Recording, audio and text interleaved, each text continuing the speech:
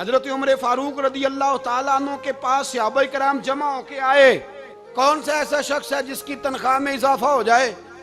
تو لوگ کہتے ہیں نہیں نہیں مجھے نہیں چاہیے. پر ہم نے وہ لوگ دیکھے ہیں. حاجی صادق صاحب کو مسجد والوں نے کہا 1000 روپیہ تنخواہ بڑھانی ہے تو حاجی صاحب کہنے لگے میرا بڑا سونا گزارا ہوتا ہے مینوں نہیں بڑے نے. حضرت سیدنا عمر فاروق رضی اللہ تو صحابہ اکٹھے ہو کے گئے.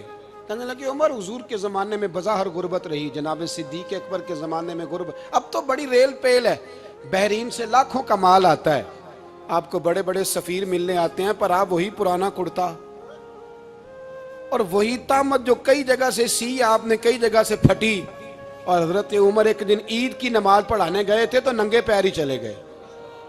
لوگوں نے کہا جوتا, فرمایا ٹوٹ گیا تھا یار, پہننے کے قابل نہیں تھا. فرمایا ننگے پیر آ گئے اور لوگ کیا کہیں گے؟ فرمایا چھوڑو, عمر کے پاؤں ننگے ہیں لیکن عمر کے کردار میں تو کوئی شک نہیں نا, پیر ہی ننگے ہیں نا, کیا ہوا, چھوڑو اس بات کو. کوئی پیار نہیں دنیا داری سے, دولت سے, کوئی چکر ہی نہیں. حضرت سیدنا عمر فاروق رضی اللہ تعالیٰ عنہ کو صحابہ نے اکٹھے ہو کے کہا, یہ ہے امت کے بیدار ہونے کے طریقے جو عرض کر رہا ہوں. کہا جناب آپ اب بڑا مال غنیمت ہے اور جس طرح ہر صحابی کا حصہ ہے آپ کا بھی حصہ ہے, تو ایک نیا کرتا ہی ڈال لیں آپ خرید کے. اب جب مشورہ ہو گیا صحابہ میں تو کہنے لگے عمر سے بات کون کرے گا؟ نیا کرتا پہننے کی عمر سے بات کس کو برا لگتا ہے جی؟ نیا کرتا کون بات کرے گا؟ حضرت سیدنا علی المرتضیٰ کا انتخاب ہوا. کہنے لگے مولا علی کی بڑی عزت کرتے ہیں, ان سے بڑا پیار کرتے ہیں, ان سے بات کرتے ہیں. تو حضرت علی کو بلایا گیا, عرض کی حضور مہربانی فرمائیں. حضرت عمر سے کہے نئے کرتے کے لیے, آپ فرمانے لگے عمر میری بڑی قدر کرتا ہے, بڑی بات سنتا ہے, پر یہ والا کام نہیں میں عمر سے کہہ سکتا, یہ کسی اور سے کہو.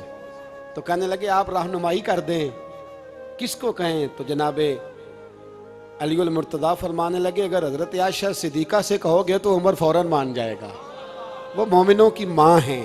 صحابہ حضرت عائشہ کے پاس, اماں جی عمر کو بلائیں, ان کو کہیں بڑے بڑے سفیر آئے ہوتے ہیں, وہی پرانے کپڑے پہن کے بیٹھ جاتے ہیں.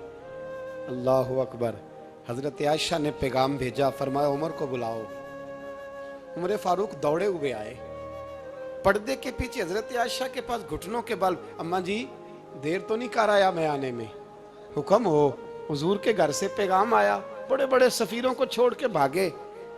حضرت عائشہ صدیقہ کہنے لگی عمر دیکھو جائز پیسے ہوں تو اسلام اچھے لباس سے منع نہیں کرتا, اب بڑا بڑا مال آیا ہے, اب تیرا بھی حصہ ہے, تو صحابہ کرام کی خواہش ہے کہ نیا کرتا پہن لو, بڑے بڑے سفیر آتے ہیں, حرج بھی کوئی نہیں, جائز بھی ہے, کوئی منع نہیں.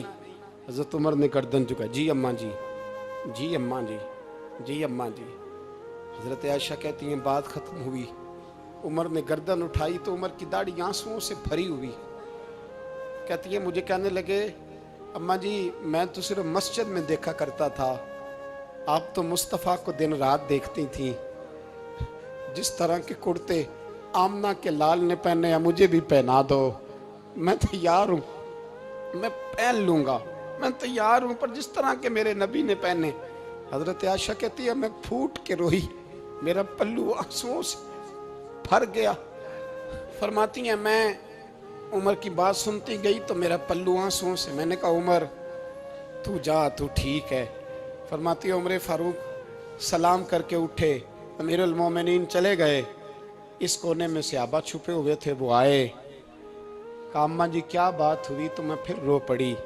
میں نے کہا کیا بتاؤں, تمہیں پرانے کرتے نظر آتے ہیں, اسے محمد عربی کے جلوے نظر آتے ہیں, اسے رسول اللہ کا رنگ نظر آتا ہے, اسے وہ غلامی نظر آتی ہے.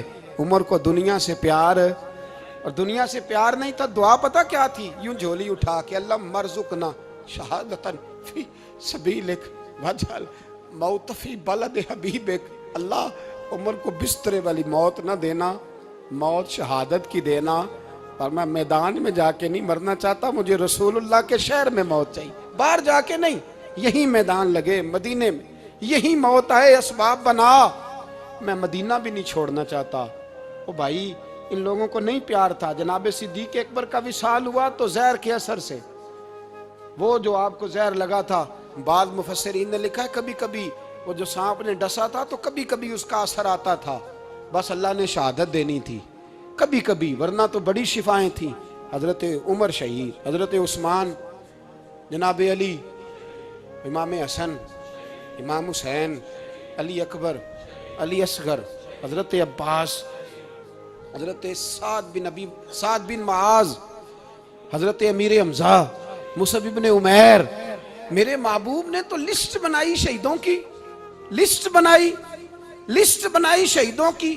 شہادت سے پیار کیا رسول اللہ صلی اللہ علیہ وسلم کے غلاموں نے، پیار کیا شہادت سے، اسی لیے تو کافر اٹھ نہیں سکا کہ شہادت سے حضرت سعد بن معاذ رضی اللہ تعالیٰ عنہ کو زخم لگ گیا، جنگ سے زندہ آ گئے لیکن زخم ہے، رو کے کہنے لگے محبوبہ سارے شہید ہو گئے، میں ایسے ہی رہ گیا۔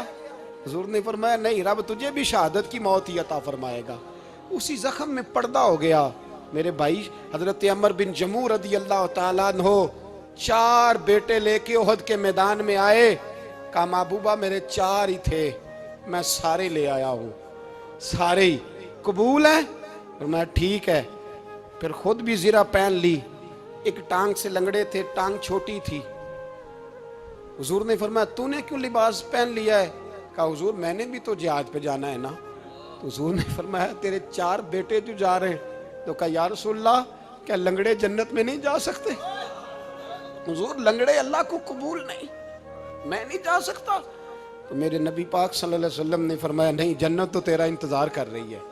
کہا حضور پھر میں بھی جاؤں گا، بچے جائیں گے تو میں بھی جاؤں گا۔ ایک بی بی احد کے دن 3 سال کا بچہ لے کے گھر سے نکلی، بیویوں کو کہتی ہے میرا خامد بھی بدر میں شہید ہوا، بھائی بھی اور باپ بھی، آج حضور نے پھر بلایا ہے، دل کرتا تھا کوئی جوان بیٹا ہوتا تو میں پیش کرتی، پر اب میرے پاس یہ 3 سال کا ہی ہے۔ بچہ لیا مدینے میں مسجد نبوی میں، حضرت بلال سے کہنے لگی 2 منٹ حضور کا دیدار چاہیے۔ نبی پاک آئے، کیسے آئی ہو؟ کہنے لگی محبوبہ میں شہید کی بیٹی، شہید کی بہن، شہید کی بیوہ ہوں، میرے پاس اب جوان تو کوئی نہیں، یہ 3 سال کا ہی ہے۔ حضور نے مسکرا کے فرمایا یہ کرے گا کیا کرے گا؟ کہنے لگی حضور سنا ہے اسلحہ تھوڑا ہے، ڈھال کی ضرورت ہے، لوہے کی ڈھال ہوتی تھی، جب تلوار آتی تھی تو آگے کی جاتی تھی۔ کہا محبوبہ میرا شہید کی اماں بننے کو بڑا دل کرتا ہے، یہ میرا 3 سال کا لے جاؤ، جب تیر آپ کی طرف آیا تو میرا بیٹا آگے کر دینا، یہ ڈھال کا کام تو دے گا نا۔ ہنستے ہوئے محبوب کی آنکھوں میں آنسو آئے، بچے کو پکڑ کے سینے سے لگایا، ماتھا چوما، فرمایا جا تیرے ساتھ وعدہ ہے قیامت کے دن تجھے شہید کی اماں کہہ کے ہی پکارا جائے گا، وعدہ ہے تیرے ساتھ تجھے شہید کی۔ میرے بھائی مرنے کو دل ہی نہیں مسلمان۔ میرے نبی پاک صلی اللہ علیہ وسلم نے فرمایا جس کے دل میں کبھی شہادت کی آرزو پیدا نہیں ہوئی، اس کے سینے میں دھڑکنے والا دل مومن کا ہے ہی نہیں، وہ تو منافق ہے۔ جو کبھی دین کے رستے میں شہید ہونے کو، میرے بھائیوں دین کو بڑی ضرورت ہے، بڑی ضرورت ہے، بڑی۔ اے خاصائے خاصان رسول وقت دعا ہے، امت پہ تیری آ کے عجب وقت پڑا ہے، وہ دین جو بڑی شان سے نکلا تھا وطن سے، پردیس میں وہ آج غریب الغربا ہے۔ فریاد ہے اے کشتی امت کے نگہباں، بیڑا یہ تباہی کے قریب آن لگا ہے۔ اور ایک شاعر قلم توڑ گیا، کہنے لگا تجھ سے فریاد ہے اے گنبد خضرا والے، تجھ سے فریاد ہے اے گنبد خضرا والے، کعبے والوں کو ستاتے ہیں کلیسا والے، تجھ سے فریاد ہے اے گنبد خضرا۔ اپنے اندر دین کا درد پیدا کرو، ذوق پیدا کرو، مسلمان بن کے جینا سیکھو۔ جب کوئی برادری پوچھے تو کہو میں محمدی ہوتا ہوں، میں مصطفی ہوتا ہوں، میں رسول اللہ کا غلام ہوتا ہوں، میں پہلے مسلمان ہوں باقی کچھ بعد میں ہوں۔ خدا را اپنے گھر میں پردہ کراؤ، خدا را رزق حلال کھاؤ، اگر پردے نہ ہوں رزق حلال نہ ہو تو جذبہ جہاد پیدا نہیں ہوتا۔ خدا را اپنے اندر انقلاب برپا کرو، دین کے لیے جینا سیکھو۔ دین بڑا تڑپتا ہے، دین بڑا روتا ہے۔ رسول اللہ آج تجارت کرنے والے ملتے ہیں، آج سیاست کرنے والے ملتے ہیں، दीन वाले नहीं मिलते, दीन के दर्द वाले नहीं मिलते। अपील है आपसे, आज रात 2 नफल पढ़ के और कुछ ना हो सके तो मुसलमानों के लिए दुआ ज़रूर कर देना, उनके लिए दुआ ज़रूर कर देना। ने आपको बेदार करो, बेदार करो। भाई मैं तो, हम तो आज तक इसलिए डर रहे हैं कि हमारा चेहरा ही नबी पाक जैसा नहीं बन सका, तो दाढ़ी रखने में भी हम डरते हैं, नमाजी बनने, मस्जिद आबाद करने में, मुसलमान कहलाने में भी तक खौफ है। तो बतलाओ ना, इससे आगे बात कब चलेगी? जिहाद की बात तो बड़ी आगे जाके है। बदल जाओ, रसूलुल्लाह का गुलाम बन के जीना सीखो, नबी पाक सल्लल्लाहु अलैहि वसल्लम की गुलामी का पटा अपने गले में डालो। यही इमाम हुसैन की सोच है, यही इमाम अली मकाम का पैगाम है। इसको कभी फरामोश ना करना। इमाम हुसैन हमें बता गए, सारा कुछ लुट जाए पर दीन के अंदर कोई नक्स वाक़या ना होने पाए। कोई शराबी, कोई बेईमान, कोई लुटेरा कभी उसके सपोर्टर ना बनना। हमेशा, वो किसी शायर ने कहा था, हमसे ना रकम होंगे कसीदे यजीद के। किसी ने कहा, किसी जालिम ने, मेरी सपोर्ट कर, मेरी बात कर, तो उसने कहा हमसे ना रकम होंगे कसीदे यजीद के, क्योंकि हम लोग तो हुसैन के सीरत निगार हैं। हम लोग तो हुसैन के सीरत निगार हैं। ये मुहर्रम के जो दिन है, ये इनकलाब के दिन है, रोने पीटने के नहीं, इनकलाब के दिन, जज्बों की बेदारी के दिन, जुल्म की आंखों में आंखें डालने का जज्बा पैदा करने के दिन। इसको उसी रंग में लो। बंदा जिससे प्यार करता है ना, वो बंदा कभी कभी फिर प्यार का फ़ायदा नाजायज़ भी उठाता है, कभी कभी ये भी नुकसान लोग करते हैं। पहली बात तो ये कि जब प्यार हो जाए तो उसका फ़ायदा जायज़ भी नहीं उठाना चाहिए। जिसने फ़ायदा उठा लिया तो उसने तो इस्तेमाल किया ना। तो होता है हमारे घरों में कि अगर बच्चा अम्मा के काबू में, तो फिर अम्मा जो दिल करता है कराती है, और जो उसको कह देती है फिर वो कहता है ओहो मेरी अम्मा ने आख्या है, पर वो डंडा उठा लेता है। आओ देखता है ना ताओ देखता है। ये भी इमोशनल करना है, कर लेते हैं लोग। बेटी को भी पता चल जाए ना अब्बा मेरी बात मानता है, तो वो सारे बच्चे कहना सैर करने जाना है, तो अब्बा जी को कौन मनाएगा? तो कहती है तुसी चुप कर जाओ, अब्बा जी को मैं बात करूं। उसे पता है मेरे से प्यार करता है। अब बात को समझ लें, ये एक इमोशनल करने का तरीका होता है, लोग कर लेते हैं।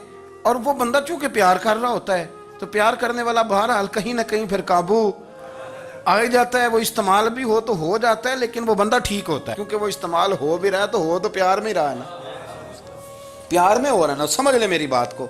हजरत साद बिन नबी वकास रदी अल्लाह तआला अन्हु का ना अपनी माँ से बड़ा प्यार था, बड़ा प्यार था अपनी वालदा से। तो हजरत साद बिन नबी वकास कलमा पढ़ गए। अम्मा जी ने भूख हड़ताल कर दी। उसे पता था कि मेरा पुत्र मुझसे प्यार बड़ा करता है, मैंने बिल आखिर मनवा लेना।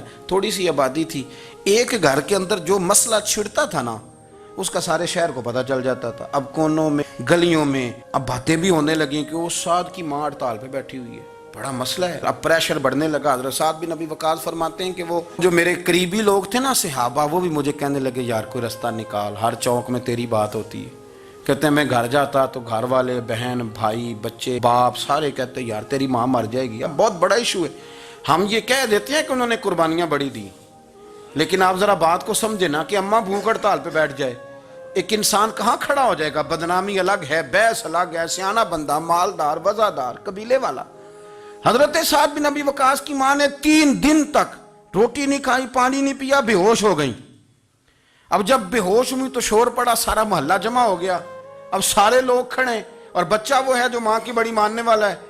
अम्मा के ऊपर लोगों ने पानी शानी डाला, होश आई तो हजरत साद बिन नबी वकास करीब आए, कहने लगे अम्मा एक बात करनी है। अम्मा भी बड़ी मुश्किल से उठ के बैठ गई कि पुत्र मानने लगा मेरा। लोग भी खड़े हो गए, मुस्कुराहट भी होने लगी कि लो ना कोई बात होने लगी। या माँ कहती है कलमा छोड़ दे फिर मानूंगी। हजरत साद बिन नबी वकास कहने लगे अम्मा सुन मेरी बात, 3 दिन हो गए, मक्के का कोई कोना खुदरा ऐसा नहीं जिसमें मेरी तेरी बातें ना हुई हों, और कबीले का, इलाके का कोई शख्स नहीं, लोगों ने बड़ी बातें की।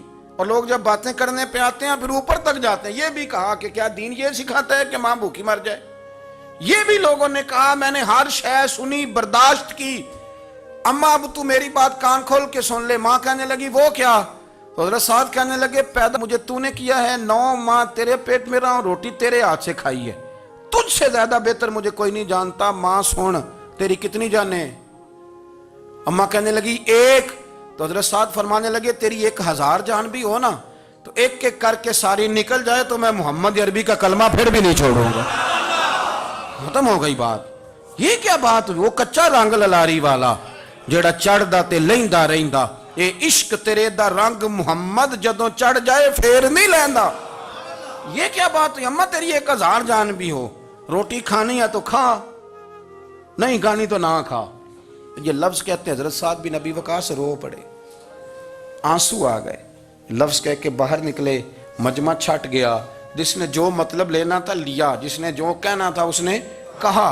حضرت سعد چلے گئے، شام کو گھر آئے تو اماں روٹی کھا رہی تھی، تو حضرت سعد فرماتے ہیں کہ محلے کی بیویاں کہنے لگی روٹی کیوں کھا رہی ہو؟ تو ماں رو پڑی، کہنے لگی پتر میرا ہے، میں نے پیدا کیا ہے، میرے پتر نے کبھی ضد نہیں کی، اس کے دل میں کچھ ہے اتر گئی ہے، کوئی ہے، کوئی کچا پکا جذبہ ہوتا تو میں تو 2 آنسو بہاتی تھی تو میرا پتر لوٹ آتا تھا، پر کسی رستے کا مسافر بن گیا ہے، اب کہیں پہنچ گیا ہے اور میں اس کا درد سمجھ گئی ہوں، جہاں گیا ہے اب وہاں سے یہ لوٹ سکتا۔ آپ سمجھیں اتنا تگڑا ایمان جن لوگوں کا، ان کے بارے میں لوگ ڈسکس کریں گے۔ ان کو نا قرآن پاک نے بطور نمونہ بیان کیا ہے، اللہ فرماتے ہیں ایمان اس طرح کا جس طرح میرے نبی کے صحابہ کا۔ یہ منافقوں کی بات ہو رہی ہے پہلے سے بارے میں، وَإِذَا قِيلَ لَهُمْ آمِنُوا كَمَا آمَنَ النَّاسُ، جب ان سے کہا جائے کہ ایمان اس طرح لاؤ جس طرح میرے نبی کے صحابہ لائے، قَالُوا أَنُؤْمِنُ كَمَا آمَنَ السُّفَهَاءُ، تو وہ کہتے ہیں اس طرح ایمان لائیں جیسے بیوقوف لائیں، یہ تو بیوقوف ہے، ہر شے نبی پاک پہ قربان کر رہے ہیں۔ تو اللہ فرماتے ہیں الا انہم ہم السفہاء، خبردار ہو جاؤ میرے نبی پاک کے غلاموں کو بیوقوف کہنے والوں، تم بیوقوف ہو۔ اللہ کہتا ہے تم پاگل ہو، بیوقوف ہو، اللہ انہیں پاگل کہتا ہے، اللہ پاگل کہتا ہے انہیں جو نبی پاک کے صحابہ کو پاگل کہتا ہے، اللہ انہیں پاگل کہتا ہے۔ یہ معیار ایمان ہے، قرآن نے کہا ایمان اس طرح کا جس طرح کا نبی پاک کے۔ وَإِذَا قِيلَ لَهُمْ آمِنُوا كَمَا آمَنَ النَّاسُ، ایمان اس طرح لاؤ جس طرح میرے نبی پاک کے صحابہ ایمان لائے ہیں، اس طرح ایمان لاؤ، اس طرح۔